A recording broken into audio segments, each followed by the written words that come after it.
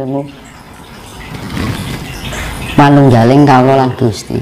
Nah itu, ini saya penjelaskan soal pengenalan sastra Jendra itu sebenarnya itu, dan saya jelaskan yang dari sebelumnya itu adalah sastra Jendra Hayuningrat. Itu yang saya jelaskan sebelumnya itu termasuk pengertian dari sastra Jendra Hayuningrat itu seperti itu. Nah kedua, Hono Coroko. Hono ya ono mas, itu kan saya mengambil kan banyak orang pengertian ho artine no artine itu memang ilmu otak atik gathuk. Saya mengambil secara kuno ya, digawe gampangan dijelaskan dengan metode sekarang, tapi yo itu maknanya seperti itu. Hono itu ono, jadi anane ono saka ora ono akhirnya wujud jadi ono, iya mas. Coroko cipta rasa lan karsa, bali meneh Brahma Wisnu Siwa, penciptaan, pemelihara, peleburan. Cipta rasa karsa itu adalah Trimurti, yaitu sifat Tuhan yang terbagi menjadi tiga yang sebenarnya adalah tunggal. Itu sifat kesemestaan. Nah makanya Trimurti ini dimanifestasi dalam wujud bentuk dewa adalah Brahma Wisnu Siwa. Itu sifat-sifatnya. Jadi di ngomong gue iki Brambang, iki Lombok, iki Uyah, iki Motut, sego tak dadekke dadi sego goreng ibaratnya kan ngono. Nah, jadi kayak racian sudah menjadi sifat dari kesemestaan itu tiga tadi, terjadinya kehidupan. Nah, Hono ada Coroko Ciptoran Karso. Nah, Doto ki artinya ini bahasa Sanskerta ki menyala, urip. Dengan adanya ono terus terjadi sifat Trimurti itu tadi, Cipta Rasa lan Karsa, terbentuklah urip, titah menungso. Diarani Adam lan Hawa mau. Nah, apa? Terus Sawala itu artinya apa? Melanggar. Iya toh, ono titah melanggar. Adam Hawa kan akhirnya melanggar. Akhirnya menjadi suatu penderitaan. Iya. Benar. Nah, penderitaan itu harus menuju sampai kesempurnaannya apa? Yaitu tadi harus memahami tentang ilmu sastra Jendra Hayuningrat. Iya. Itu. Nah, untuk mudah kalau sudah memahami ilmu sastra Jendra Hayuningrat, akhirnya podo joyonya, podo ki adil.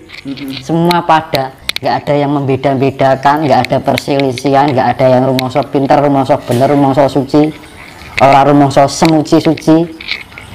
Semua adil, nggak ada pandang derajat kaya miskin, semua adil. Itu yang namanya podo. Adil itu seperti itu mas. Yo adil yang marang sasama, adil yang jagat alit, adil yang jagat ide. Tuh. Itu podo joyonya, nek wis iso adil, terciptalah kedamaian. Kejayaan itu ada di kedamaian itu sendiri. Makanya dia namakan zaman pencerahan, zaman keadilan. Ya, zaman penuh dengan kedamaian yang diarani zaman Asmara Tara. Asmara kan kasih.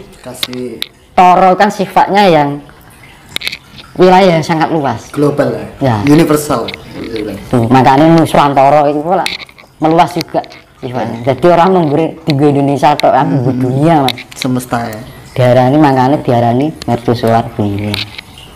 Tuh kan podo joyonya wis adil karo kejayaan. Moga botongo, mau karo go sukmo karo rogo. Mau ya sukmo iki kan sukmo langgeng nyawi. Nek wis ning Weser di Sukma Jati. Nah, ketemu karo rogo. Nek iso hamemayu hayu ning bawono ki mau. Ing iso nyawiji. Itu mlebune kamuksan Mas, kasampurnan. Bali meneh sangkan paraning dumadi. Mula diarani putra terakhir itu adalah hasil terakhir adalah Siwa. Siwa ki Bathara Guru ki dewa sing iso ngunggahke titah ning alam kasuwargan, alam kasampurnan, alam langgeng. Kan ngono. Botongo iya sifate dadi batang kan iki ora iso dadi sawiji. Ragane mung trimo dadi batang. Sukmana terbalik. Ning ragane dadi batang. Di awal pembicaraan yang tidak bisa moksa tadi ya. Ini nek iso nyawiji iki moksa. Itu ngilmu sastra Jendra Ayunirat atau ngilmu sangkan paraning dumadi di situ. Berangkat dari sumber kembali ke sumbernya. Jadi sing balik ke ora munggur sukmane tok. Sak jiwa lan ragane. Berarti di sini sangat jelas sekali bahwa Hono Coroko sampai selesai itu memang itu step-step kehidupan yang ada di dunia ini ya.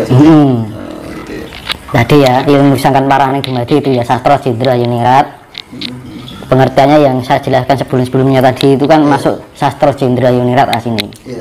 Terus Hono Coroko itu ya padha wae ilmu sangkan paraning dumadi. Gitu. Yang terakhir Jamus Kalima Sodo. Jamus Kalima Sodo. Apa itu, Mas? Itu ya bahasa saya Sanskerta, Mas. Ning banyakan orang mengartikan apa kalimat syahadat kan ngono. Bukan. Mengulak otak-atik gathuk. Iya. Emang kata kalimat dahulu ada. Kata kalimat itu dulu kosa kata kalimat dulu ada enggak? Enggak ada. Kan berarti kan otak-atik gathuk. Iya. Ya, itulah susahnya kalau orang hanya memahami irasional, tidak memahami secara rasional. Benar. Itu fungsinya spiritual sampai mencapai tingkatan yang indera ketujuh. Jadi jimat itu kan suatu pusaka yang utama ya, yang diutamakan. Jamus itu artinya manfaat. Itu bahasa Sanskerta. Jamus itu artinya manfaat. Dari bahasa Sanskerta. Iya, kalimo itu kan 5. Saya gambarkan. Nah, sedulur papat kalimo pancer. Sedulur papat kalimo pancer. Itu makanya kan dipegang karo Pandhawa. Pancere saka Puntadewa, getih putih. Makanya gedarane getih putih ya sukma langgeng midhut dadi sukma jati kuwi, Mas. Lah nyawi jimanjing ana ning raga. Raga iku sifate Bima, Arjuna, Nakulan, Sadewa. Kalima, Sodo, penegak.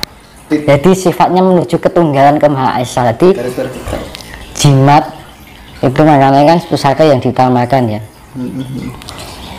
Jamus manfaat. Jadi suatu jimat atau kitab yang bermanfaat untuk manunggaling karolan Gusti. Padha mana artinya padha loh, ingin musangkan paraning dumadi to, Mas.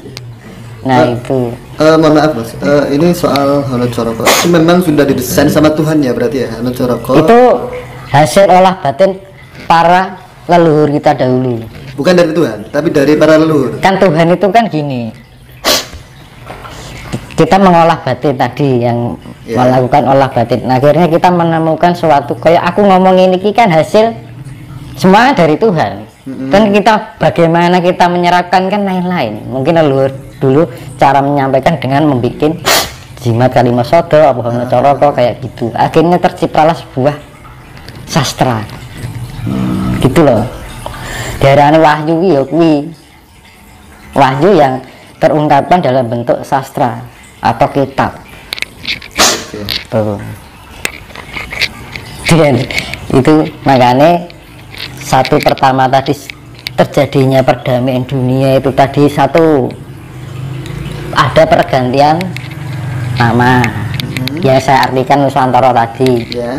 Kedua pedomannya yaitu Trisula Weda yang saya jelaskan tadi. Ketiga itu adalah benderanya lambang tuh. Terus yang keempat ajarannya itu ajaran kuno, Mas. Jadi saya ini sifatnya itu merangkum dari ilmu-ilmu leluhur kuno, saya terapkan dalam metode sekarang biar mudah diterima. Jadi wong ki nek ngrungokke iki jenengan sing tak anu mudeng to, sing tak critakake lak ya paham to. Lah makanya itu kan mudah diterima artinya. Itu metode yang jadi kita menyesuaikan dengan keadaan sekarang. Kalau kita menerapkan seperti metode lama ya nggak sesuai dengan orang sekarang, akhirnya orang sulit memahami, akhirnya gagal paham juga kan. Ini yang saya tangkap ini Mas, termasuk nanti ada perubahan nama ya di era yang akan datang, nama negara dan lain sebagainya. Itu kira-kira masyarakat yang sudah apa ya, kalau di negara kita khususnya Indonesia itu bisa menerima nggak ketika nanti diajak beralih seumpama pindah nama dan lain sebagainya itu? Nah nanti kan gini toh Mas, karena ya tadi loh Jawa lari separuh, oh ya kembali Cinta Longgara Judu kan nanti Pak Bu akhirnya gabung. Lah saat dunia itu sing makmur Jawa Nusantara. Intinya mereka jadi piatu. Iya, kan ning kene kan tak subur loh Mas. Iya. Nanti besok itu jangan heran kalau bisa menangi zaman besok itu banyak orang dari negeri sana berdatangan ke Nusantara karena dia butuh pengayoman gitu Mas. Makanya itulah nanti Nusantara yang akan menjadi mercusuar di dunia itu jelentrai kayak gitu. Berarti kata-kata Indonesia nanti menjadi mercusuar dunia itu bukan hal yang mustahil ya Mas? Nah ini kan saya jelaskan secara logika, bukan sesuatu yang tidak bisa ditemukan secara nalar kan, tapi kan benar-benar bisa dirasionalkan, dicerna secara umum ya. Jadi proses terjadinya alam bagaimana, iya. Terus sampai terjadinya kayak perubahan-perubahan ini kan rasional kan seperti itu. Jadi dari pemahaman sejarah, jadi mengaku dari kecil sejak TK itu sudah nonton wayang, sudah gemar nonton wayang sendiri. Jadi diantar bapak saya gitu ya, Pak aku nanti pergi, jadi ditinggal situ, tinggal pulang bapak saya. Jadi sendirian, jadi senengannya nih buri dalang ya, mereka nih yogo sisi samping dalang gitu, tidak kotak itu. Jadi dari pemahaman, jadi makanya wayang ini duduk nontonan itu tuntunan Mas sebenarnya. Makanya wayang itu kan ayang-ayang. Ini kecil kan nontonnya sekolah buri kelir itu. Iya. Ayang-ayang itu gambaran hidup. Mulai diarani ayang-ayang ini jatinya diri itu bayangannya diri.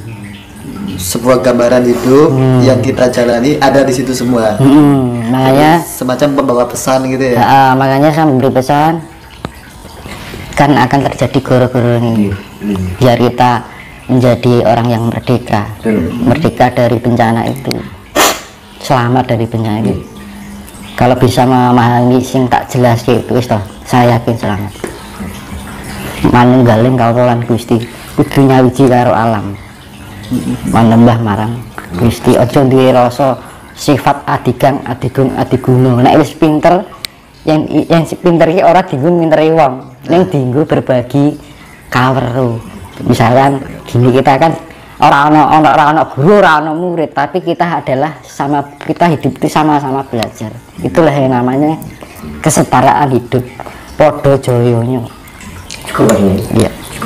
Nah itu intinya pesan saya seperti itu ya, semua kembali pada pribadi masing-masing ya Mas ya. Karena kabeh ini ngalurnya artinya dewi-dewi, jadi nggak ada unsur wah ini kudu ini, nggak ada. Itu saya memberikan penjelasan penerangan ini semua kembali pada pribadi masing-masing kan ngono toh.